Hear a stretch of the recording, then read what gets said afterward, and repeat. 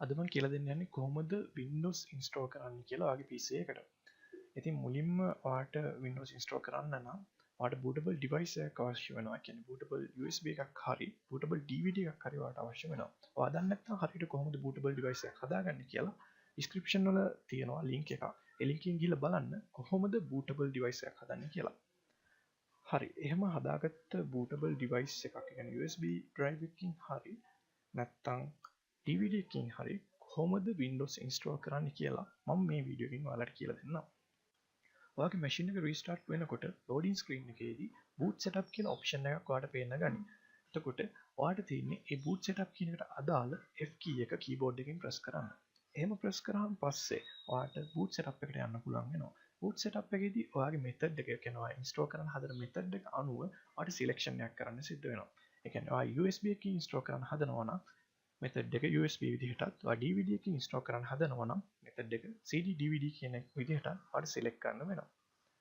එහෙම කරාට පස්සේ ඊළඟ screen එකේදී ඔයාලට එනවා press any key to boot කියලා. එතකොට ඔයා keyboard එකේ තියෙන ඕනම key එකක් press කරලා ඔයාට ඊළඟ screen එකට යන්න පුළුවන් කමක් තියෙනවා. එහෙම කරාම පස්සේ එන screen එක තමයි මේ දැන් තියෙන්නේ. මේ screen එකේ ඔයාලට කිසිම දෙයක් කරන්න අවශ්‍ය වෙන්නේ නැහැ. ඔයාලට කරන්න තියෙන එකම දේ next කියන button එක press කරන විතරයි. එහෙම ගියාම ඊළඟට එන ස්ක්‍රීන් එකේදී ඔයාලට තියෙන්නේ install now කියන option එකට යන්න. හරි, ඊට පස්සේ එන ස්ක්‍රීන් එක තමයි මේ තියෙන්නේ. Windows එකේ Windows 7 වල වගේම Windows 10 එකෙත් ගොඩක් options තියෙනවා. ඒ කියන්නේ versions ගොඩක් තියෙනවා. එකක් තමයි Windows Home, Windows Pro, Windows Enterprise කියන versions තුනක් Windows 10 එකේ අපිට දකින්න ලැබෙනවා. ඒකෙන් ගොඩක් features තියෙන හොඳම version එක විදිහට අපි දකින්නේ Windows 10 Pro කියන OS එක.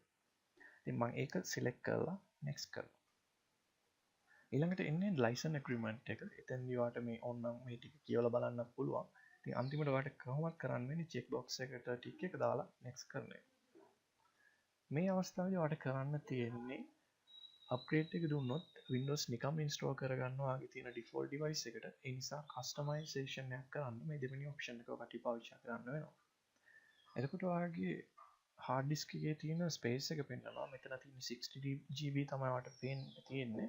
ඉතින් මේ OS එක ඔයාලට පුළුවන් ඕන තරම් partitions මේ විදිහට add කරන්න. හැබැයි මතක තියාගන්න ඔයාගේ OS එක install කරන්න හදන partition එක GB 30කට වඩා තියාගන්න.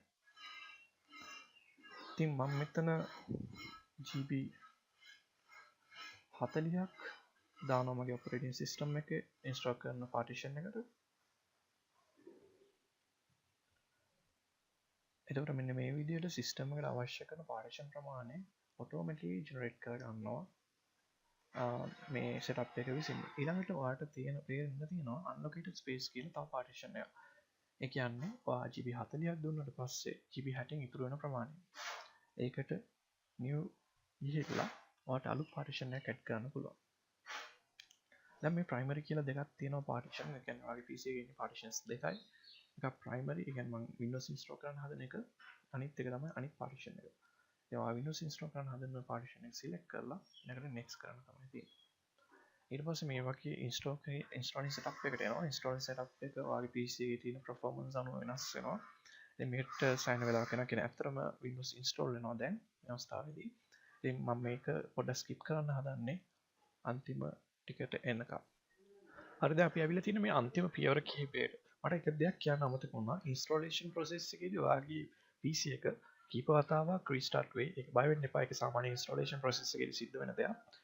හරි, දැන් අපි මෙතනින් එහාට බලමු මේක කොහොමද ඉවර කරන්නේ කියලා. අපි ඉවර කීපය තියෙනවා ඔයාගේ desktop එකට යන්න.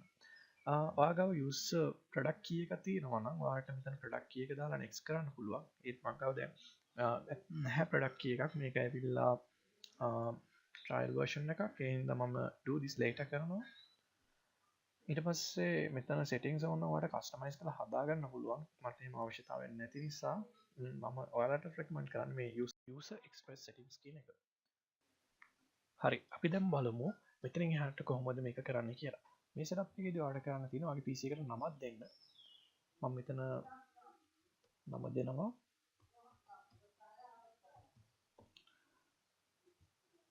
ඊට පස්සේ ඕනේ නම් password එකක් දෙන්න පුළුවන්. password එක මෙතන ගහලා ආපහු ඒ password එක මෙතන confirm කරන්න ගහලා password එක මතක් වෙනවාට hint එකක් මෙතන ගහන්න පුළුවන් text එකක් විදිහට. එහෙම කරලා පාට තියෙන නෙක්ස් කරන්න. දැන් ඔයාලට පේනවා ඔයාගේ PC එක ස්ටාර්ට් වෙන විදිය. දැන් ඔයාගේ Windows 10 ඔයාගේ PC එකට ඉන්ස්ටෝල් වෙලා තියෙන්නේ. දැන් ඔයාලට පේනවා ඔයාගේ ඩෙස්ක්ටොප් එකට දැන් ඔයා ඇවිල්ලා තියෙන්නේ. ඉතින් ඔයාගේ ඩෙස්ක්ටොප් එක දැන් ඔයා Windows 10 තාම සාර්ථක විදියට ඉන්ස්ටෝල් කරලා තියෙන්නේ. ඔයාගේ PC එකේ තියෙන drivers ඉන්ස්ටෝල් කරන්න තමයි ඊට පස්සේ තියෙන්නේ virus guard අරම්මනම්.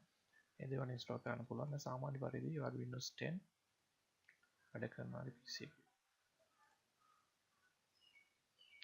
හරි අපි තවත් වීඩියෝ එකකින් තවත් දවසක හම්බ වෙමු. තවත් අලුත් දෙයක් එක්ක.